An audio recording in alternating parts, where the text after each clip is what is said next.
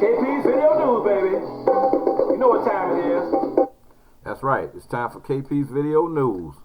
And we're getting started here on this Black History Month 2020.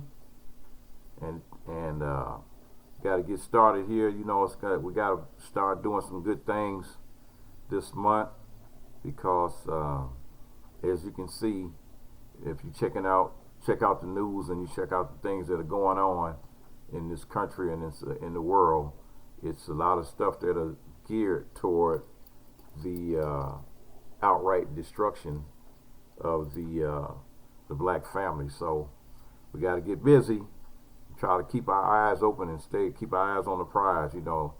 Okay, first story. This is a celebration held to honor the 60th anniversary of the Greensboro sit-in.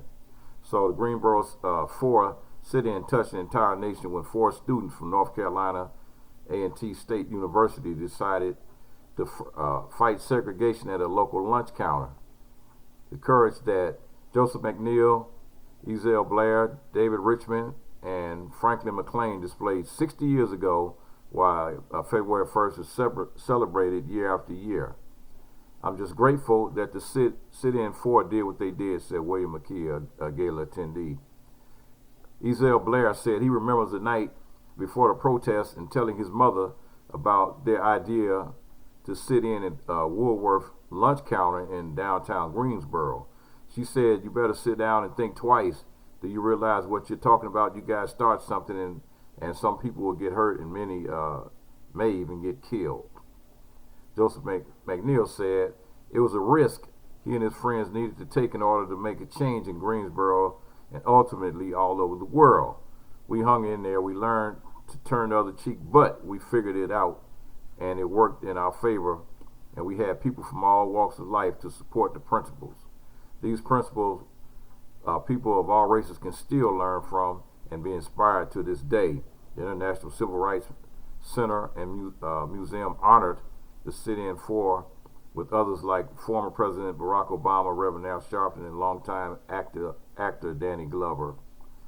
So that was a lunch counter sit-in. You know, there was segregated sit-in. So a lot of you young people don't know anything about that. But back in those days, in those Jim Crow era, they used to have separate places for people to and to sit, and sometimes no place for black people to sit at all. You had to go around the back to the back of the restaurant, and they hand you your food through the back, or maybe they might have had a window cut on the side of the building, but you couldn't even go in and sit down and eat. So the places to sit down and eat was for like white people only. And you got to know this history, and I know you guys probably tired of hearing about that, but hey, you have to know this history in order to keep it from going back to that, because as you can see with the DC dunce, they trying to take this country all the way back to the 1800s. So you got to watch them. You got to keep your eyes open and make sure you know about the history. If you know about the history, then you don't have to worry about getting caught up in the nonsense. So here we go with the second story, and this is another reason why you need to talk to your kids. You need to ask them some things about what's going on in school. What's going on in school there? Because it says a white Connecticut elementary school teacher put on leave after casting black students as slaves. Time out here. Time out. Sidebar. Now, this is probably about the 6th or 7th time I've seen something like this in the last maybe 3 or 4 months, where you got these teachers, and it gets the same results every time. You got these teachers that decide, oh, we're going to put on a play in school about slavery. And so what they do is they take the little black kids. It's like, oh, you can be a slave, and you can be a slave, and you can be a slave. And oh, you little white kid, you can be the slave owner. So they get in trouble every time, but they still continue to keep doing it. Now let me read this story here. White elementary school teachers now on administrative leave after casting 2 students of color as slaves in a school play. Last week, Dr. Carmen Parker's 10-year-old daughter came home and told her mom that she was enslaved African too in a class play entitled A Triangle of Trade at Westwoods Elementary School in Hamden, Connecticut, just north of New Haven. The title, focusing on the transatlantic slave trade, was published in 2003 by Scholastic, a collective of short instructional plays about colonial America, colonialism.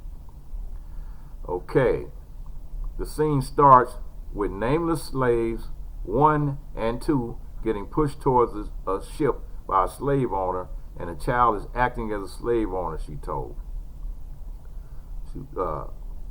After Parker contacted the school to express her concern, the play was canceled with no apology or explanation. She and her husband, Joshua Parker, attended the Board of Education's Equity Committee meeting on Tuesday night after the outrage ensued. The teacher, who has not been identified, was placed on administrative leave. So this is what you have to do. If you're one of those people out there that has kids and for whatever reason you are not working, you have no excuse to not be volunteering, going down to their school, volunteering at their school. You have no excuse for not going to these Board of Education meetings and voicing your opinion to let these people know that, hey, you are there and you're trying to keep an eye on what's going on with your child's education. Because when you keep your mouth shut, the Board of Education is like, oh, they must be happy being mistreated, so therefore we're not going to change nothing. You got to get up off your butts. Get up off your butts. So, founder of black-owned organic hemp-derived CBD brand launches startup for aspiring entrepreneurs. It's not often that an emerging industry arises, which is why Holmes Organics founder and CEO Corey Holmes decided to launch his cannabis business. The Farm Bill of 2018 brought with it the legalization of hemp-derived CBD. CBD is a powerful plant extract that has been used for medicinal purposes for thousands of years. Not to be confused with the plant used to produce marijuana.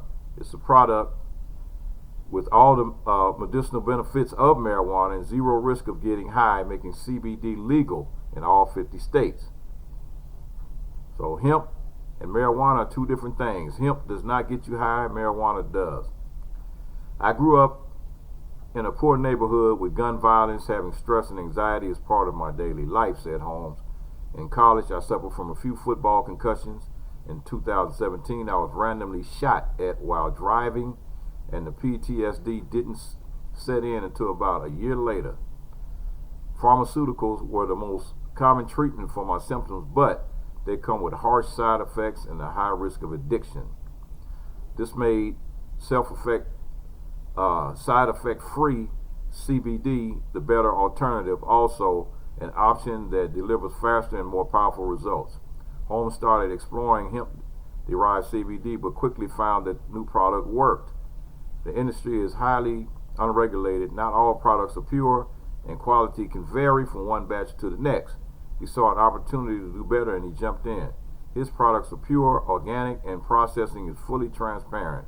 His line includes a full range of CBD products, including a tincture, supplement, targeted pain relief salve, bath bomb, hair care products, and dog treats with more natural ways to heal on the way. Holmes Organics is so much more than my business, said Holmes. It's my way to help people heal and thrive naturally. Helping people is what I love to do, which is why I'm taking things one step further by launching my proprietary startup program. In addition to his organic CBD, Holmes is excited to announce the launch of his CBD startup. His goal is to teach aspiring cannabis entrepreneurs how to get their businesses off the ground. So, if you want to deal with his the CBD Startup Academy. Now you can go to www.cbstartupacademy.com. That's www.cbdstartupacademy.com. And Black History Month, folks. Black History Month. Do your homework. Do your homework and check out your history. Peace.